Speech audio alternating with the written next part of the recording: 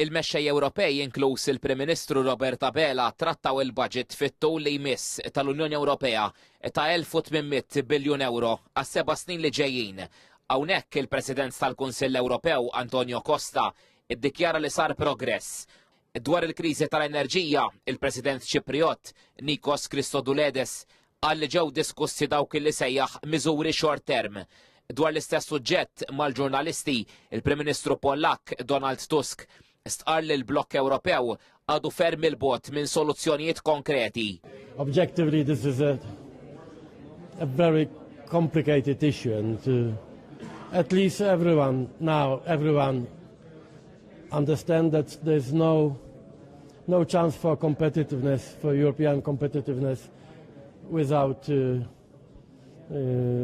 tough and long-term perspective decisions about energy prices. Il-laqgħa ngħalqet b'taħdidiet dwar is-sigurtà fil-Mediterran u anki l-gwerra fl-Iran flimkien ma' delegazzjonijiet mexxejja mill-Liban u l-Ġordan, l-Eġittu, is-Sirja u anke l-pajjiżi tal-Golf.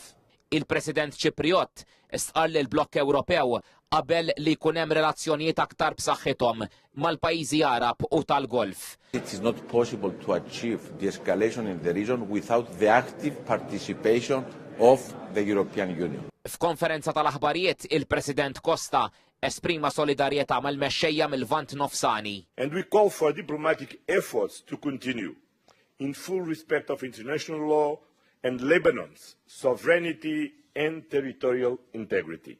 Iltaqat mal-mexxej Ewropej, il-President tal-Parlament Ewropew Roberta Metsola iffirmat pjan li qed jitqies li se jagħti direzzjoni lis-suq waħdini Ewropew.